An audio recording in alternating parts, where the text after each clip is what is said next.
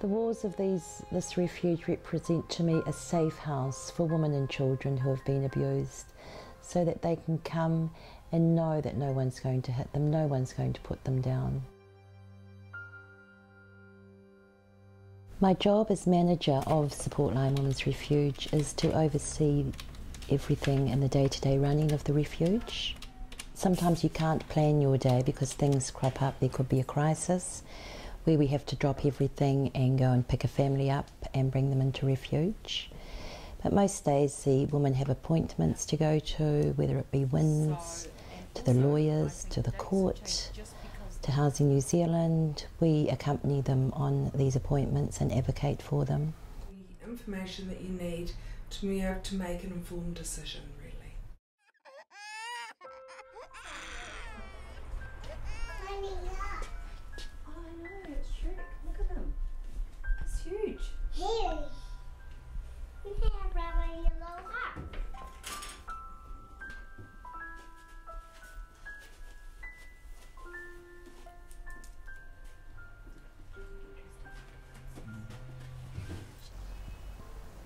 We can't speed things along for our women. We get them into appointments and we have to wait for ages to get them into court. It's very frustrating for us. Sometimes they have to wait 18 months to go to court and be a witness for the abuse that the perpetrator did to them. And that is frustrating, not only for the woman but for us as well. Well, I just asked you, did you talk to her about it? Well, as you know, domestic violence doesn't discriminate, so it's across the board, you know, every culture, ethnic background, religion. We've had women from Bangladesh, Iraq, Iran, India.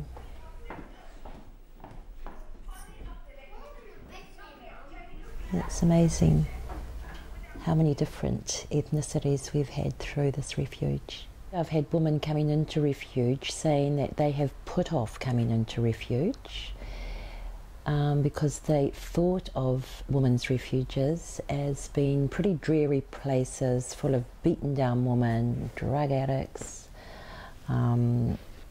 places like sort of a halfway house that you could imagine. We endeavour to provide a wonderful environment here for our women. I think having a nice environment for them to come to is part of their healing process. The main things that got me interested in this line of work was knowing that I could help women and children.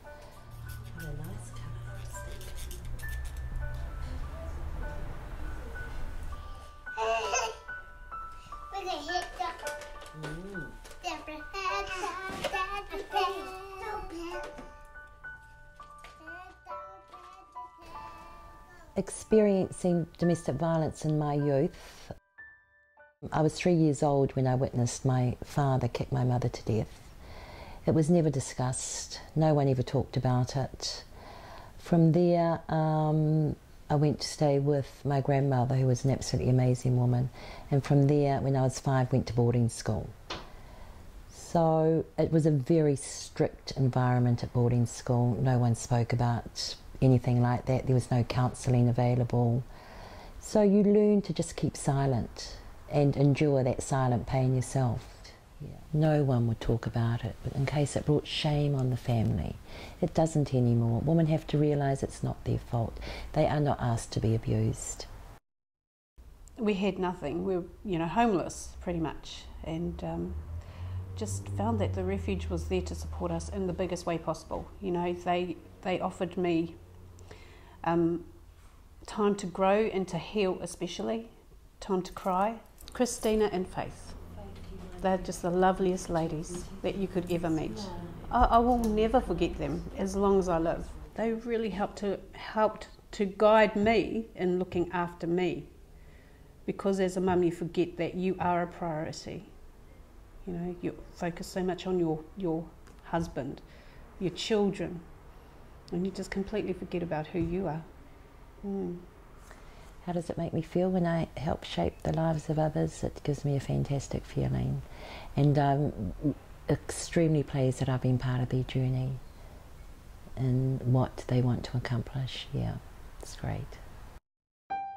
What is my vision of an ideal community?